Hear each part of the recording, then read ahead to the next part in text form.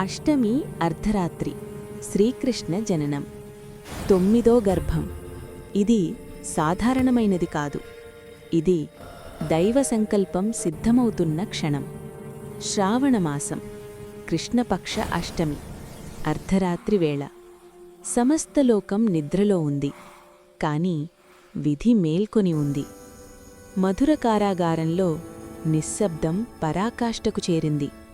రాయి గోడలు, ఇనుక గ్రీలు, మసక దీపాల వెలుగు. అప్పుడే ఆకాశం దివ్యకాంతులతో వెలిగిపోయింది. గాలి ఆగిపోయింది. కాలం నిలిచినట్లయింది. చీకటి జైలుగదిలోనే పరమాత్మ స్వయంగా అవతరించాడు. దేవకీ గర్భం నుండి శ్రీకృష్ణుడు దివ్యస్వరూపంతో దర్శనమిచ్చాడు. శంఖం, చక్రం, గద, పద్మం, చతుర్భుజ స్వరూపంలో లోకనాథుడు ప్రకాశించాడు. ఆ దివ్యకాంతి ముందు చీకటి కరిగిపోయింది. భయం నశించింది. వాసుదేవుడు, దేవకి భక్తితో కన్నీళ్లు పెట్టుకున్నారు.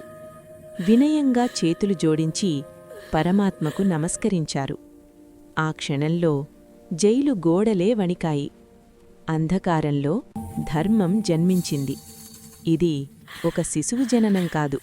ఇది లోకానికి ఆశ కలిగించిన దైవ అవతారం.